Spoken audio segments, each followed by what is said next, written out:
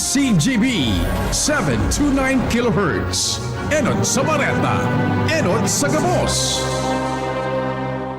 Ang tamang oras sa Radyo DCGB, alas 12:41. An oras hatod sa Indokang Liver Aid Silimarine Capsule. Ang good drinks at good food, perfect combo. Isama pa ang Liver Aid. It's liver lover, boys! Plemex. Pag may ubo o hika, Plemex agad. Basta lagundi, Plemex. Artisan Joint Supplement. Bumabagal ang galaw dahil sa joint pain at arthritis. Mag-Artisan. Plemex for kids. Mommies, agapan agad ang ubo at plemang nakabara. Pambatang lagundi. Plemex! Optin Lutein Capsule. Alagaan ang paningin sa tulong ng Optin. Kitang-kita ang kalusugan ng mata. Mga tugang, iskaramusa na sa DCGB! Iskaramusa na sa DCGB! Escaramuza, istorya sa kakanan, mano-mano sana, Marina, intra na sa Escaramuza.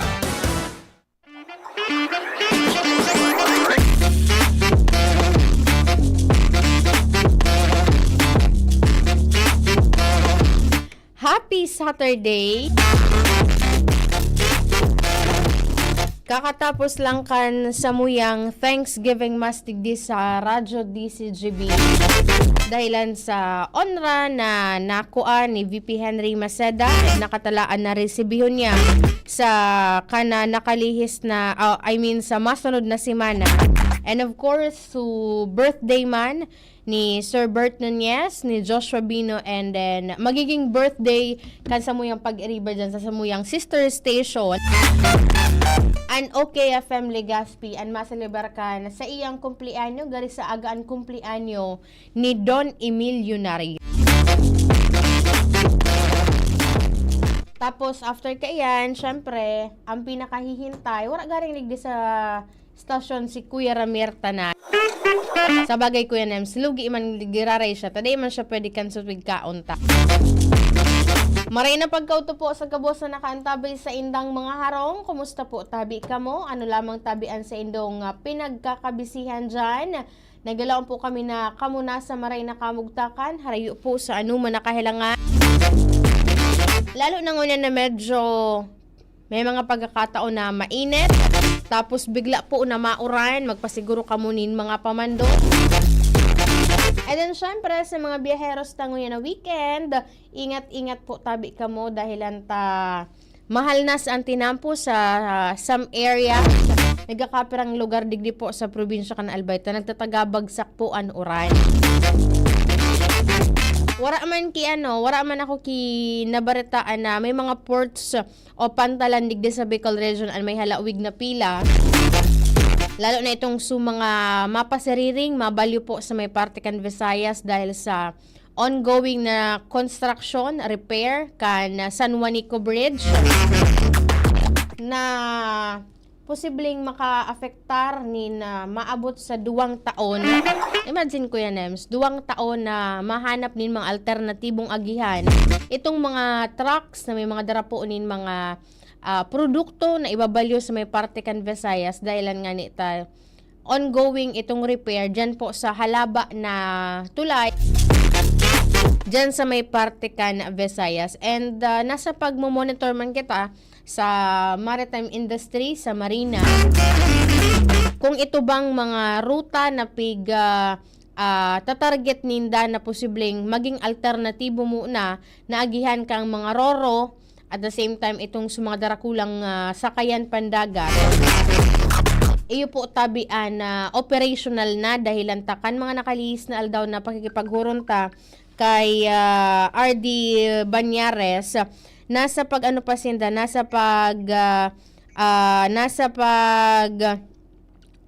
pasinda kan approval ka itong mga counterpart ninda na mga ahensya kan gobyerno tanganing masiguroan sa indang kahandaan Pati na po ang kahandaan kan mga pantalan po dyan sa areas na yan sa may parte kan Samar as in Leyte na mag-akomodar po nin mga darakulang sakayan pandagat.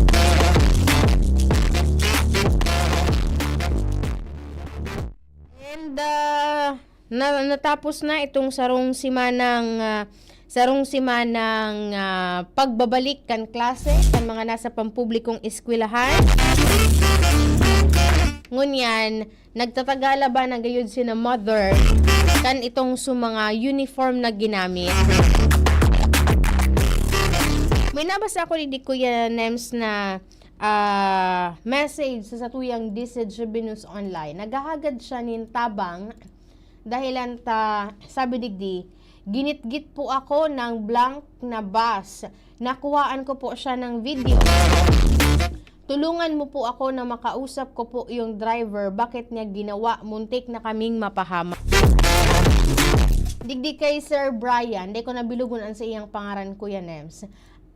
Ang pinakamadali po na pwede mong gibuhon, iyuan, kunhain ka man na lokasyon, just in case niyang kapudigdi sa Legazpi, di kayo nakabugta, Kuya Nems, digdi kun sa na lugar nangyari itong pigsasabing aligadong pigit-git siya, kansarong bus. Magpasiring po kamo dyan sa opisina kan Land Transportation, Franchising and Regulatory Board o LTFRB. Taan mga buses po kaidigdi, an may authority ka iyan. Parang ang nagkukwasi na kiprangkisa dyan po sa LTFRB. Kung may mga concerns ka mo regarding sa mga buses dyan, magrani po kamo sa indang opisina. Dyan lang iyan po sa Barangay Rawis, Legazpi City. Hanapon nindo duman su magakanigong persona, kundi hanapon nindo si RD. Mag-file po kamo nin complaint, and kung may video man sana kamo, much better dahilan ta mas makusugan sa inyong evidence. Mas makusugan sa inyong alegasyon na kamo po an pigit-git. Tanganing mag-argument po sa tamang proseso. Masusog itong plate number kan imbeltong bus, mapaapod, makuhaan mag-inibong po ninong site. And then sabi nga ini RD De Feo, mag-agi po sa due process. But ako yan, sabi ni RD De Feo, kanakalis na aldaw, kanakauron. Bubuhayon da po ninda itong Drivers Academy. Bako lang dito sa Bicol Region, pati na sa bilog na Pilipinas, tanganing kung di man mapugulan, mabawasan. Ang mga nairerehistrong road crash po digdi sa palibot, dahil naman nga ni sa halos sunod-sunod na mga nangyayaring mga aksidente digdi sa tuyang palibot na makamundo dahilan ta permi pong may nagbubuwis nin buhay. Nalimutan ko yan sa social media po, 105 years old na lola, kakaselebrar niya palang Kuya Nems kan sa iyang birthday. Nagluwas lang, no, sabi nga duman Kuya Nems sa post, kabanga pa sa nadaapo cake na tigblow ka ito ni lola. Kakatapos lang nga ni magselebrar kan sa iyang kumplean. Nagluwas lang saglit, tanganing magpaparos-paros. Yun nga ni iyan, hit and run nangyari. Dahil maaraman kung anong klaseng vehikulo, Kuya Nems, ang nakabangga. And tendency, resulta po ka ito. Medyo makusog po impact, dahilan po para magadan tulos itong 105 na lola na senior citizen. Tingaw ko garing lugar na ito kung sa nangyari. Imagine mo, Kuya Nems, na naagihan niya, na overcome niya pinagkaperang gyera, na-overcome niya, Kuya Nems, pandemic na halos nagkaperang taon. Dahil lang siya doon makakalibre sa bako responsableng motorista. Sa data man nga, halimbawa man Kuya Nems, ay pagpalagay ta na posibleng dahil ngayon nadangog ni lola papaharani ko ta na ngayang vehikulo. Dahil ko ta na Kuya Nems, dinulagan ka itong kung sisay man na imbeltong persona duman na kung naidara pa man ito sa ospital, baka injury lang masapar ka ito ni lola. Arog kayan ta, dahil lamang gayud Kuya Nems, kinilingan ka itong personang itong imbelto duman. Kaya nag-lead po yan sa paggadan ka itong centenarya na nga ni dyan po sa tuyang palibot. Viral ini sa social media. Lingaw ko lang su lugar kung saan ito po nangyari. And then, padagos po, ang pangapudan ka na City Veterinary Office na para duman sa mga may ataman po na ayam asin ikos, iparehistro po yan sa indong mga barangay, tanganing makagibunin mga paagi, tanganing day na po yan na magdakol. Ito po bagang sa mga balaw-bagaw na ayam, and then kung pwede man sanang ipaka-straight, gibuho na po tabi ang tangan, hindi naman maglangkaw ang populasyon. Nasigon kay Dr. Manny Estepona, sa 30,000 ngaya digdi na dog population ngaya sa Legazpi City, dahil nga ni ngaya 50% kan mga tag sa diri kaiyan, iyo po ang responsable. Iyan ang mga pangapudan, and syempre, of course, just in case po na kamuan na nakagat nin ayam, asin na iko. Kaya mo ko yan su bareta sa lado nasyonal, na may sarong probinsya, sarong lugar, sa may parte ito kan Visaya. May aki, gari 5 years old ito na kinagat. So aki, day man nagtaram na siya ang kinagat, binawianin buhay. Ang problema pa Kuya Nems po, so ayam na nakakagat, binuno. Tapos, nabasa mo ito Kuya Nems sa social media. So, gari nasa 30 persons itong under observation dahil ang taso ayam na nakakagat na. So, kinagat nga ni inagadan. Kinaon po ninda, binuno, kinatay. Igrula gangad Kuya Nems ki Sprite. Ang kinaon po ka na sa 30 personnel. Ang problema, yung ito, positive sa rabies. Kaya ang unyan, under observation center. Dayon naman baga kaya ang unyan rekomendar kan mga health experts at the same time itong sumangaman, iba-ibang mga advocate. Ang pagkatay Kuya Nemski, ano na naisipan, takinatay itong ayam na ito. Na supposedly, pag-arog baga kaya ang sabi ka na mga eksperto, pag halimbawa ang ayam mo ikos nakakagat o nakakamro, kaipuhan mo siyang obserbarani, nagkaperang aldaw, gari 7 days po ito. Pag may pagkakaiba or may pagbabago sa iyang pag-uugali, tulos ka mong mag-inform sa pinakaraning City Veterinary Office at the same time doktor na nagbakuna sa indong aki kang anti-rabies. Taduman mo mahihiling sa sabi nila, may mga behavior po kaya an ayam asin ikos na posibleng mag-manifest na igo po din rabies. Ang igo dyan, itong takot na sa tubig, takot na sa paro, and then itong tiga-apod baga ko na narurungaw.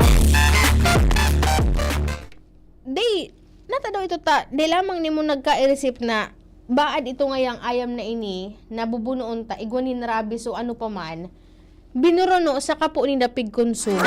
And sana, itong 30 persona duman Kuya Nems, wala naman po ki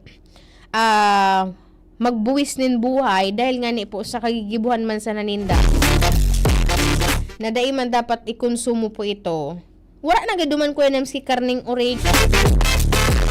Taan na berikan, ayam. Pero ang good news dahil ang tadigdi po sa syudad kan Legazpi, nagkapirang taon na po ang nakalihim na wara na nairehistrong kaso nin rabies. Kaya po ang City Veterinary Office padagos ang sa inang pangaputan and efforts man na mabakunahan kontra sa rabies itong mga ayam, at the same time itong dog population mapababa, and then maibitaran itong mga balaw-bagaw na ayam na nakapalibot po dyan, nagbabalag-balag sa tuyang palibot, tanganing maprotektaran itong publiko na makagat, at the same time itong mga motorista na maging dahilan o dapat maging dahilan ang mga balaw-bagaw na ayam sa mga nairerehistro mga road crash digdi po sa tuyang palibot.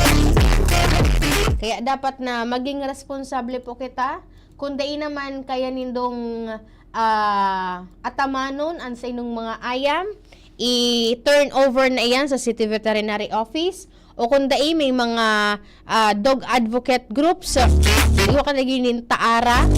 Pwede po kamo kaayan dyan na mag-turnover ki mga masin iko. Hindi naman sana po indo kayang atamanon iyan. And then kung wala, in the first place, kung di man indo kayang atamanon o tawan po kan sa inang mga needs, araw po kan sa syempre, istaran, pagkaon. Day na po kamo so pag baby pa sa nabaga, day na kamo kaan mag-adapt. Nakairak man kan ayam, day yan kuya namski isip na kayang mag-disposition kan sa inang buhay. May mga amo kung sa insinda nakadepend. Ang sa kuyang kapartner po sa Rada Technical, si Kuya Nams Flora, sa IT si Jerome Nico Martinez. Sa Lunes naman po kita magsarabay-sabay. Ako po si Angel Mustaza. Bye-bye. Sa mahigit 15 taong paglilingkod na natiling tapat sa sinumpaang tungkulin sa mga kababayan mula educational assistant